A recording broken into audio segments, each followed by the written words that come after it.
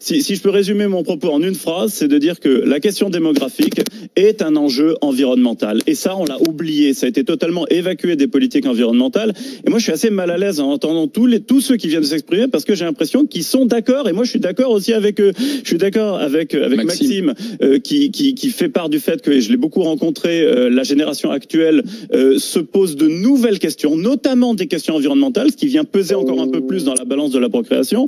Je suis d'accord avec Fatima qui dit qu'une partie de la population se pose pas du tout de questions, et c'est vrai, notamment pas du tout de questions environnementales. Moi, par exemple, je vais le dire très clairement, je suis pas un ayatollah de la procréation. Je suis comme ces gens qui disent qu'il faut manger moins de viande. Ben moi, je dis qu'il faut procréer différemment, c'est-à-dire avoir une démographie responsable. C'est le nom de l'association d'ailleurs à laquelle j'adhère. Il y a des gens, Fatima a raison, qui se posent absolument aucune question. Et ce livre, je l'ai écrit pour qu'on se rende compte que oui, quand on a un enfant, on a un impact, et donc il faut trouver des solutions collectives pour que cet impact soit compensé d'une manière ou d'une autre. Mais rassurez-vous, on va vers ce que vous souhaitez, puisque de toute manière, on fait moins d'enfants dans les pays. En fait, plus un pays devient riche, moins il fait d'enfants. Oui. Et donc, il y aura moins d'enfants bientôt en Chine, en Inde, etc. Et puis la deuxième chose, c'est qu'avec les progrès de la science, on va pouvoir choisir son enfant. Donc, on n'aura qu'un seul enfant. On attendra de le faire et on pourra choisir si on veut qu'il soit blond, brun. Parce que c'est ça, hein, on va tout droit vers ça.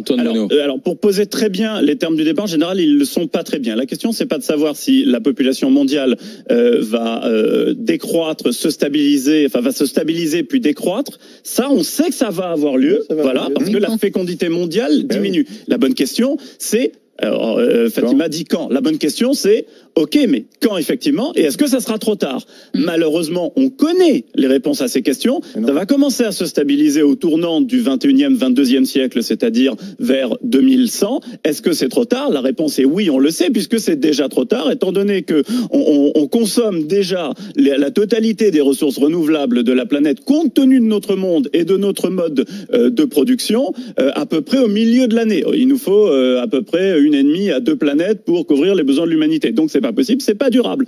Autrement dit, il faut trouver des moyens, j'en propose dans mon livre, pour décroître plus vite.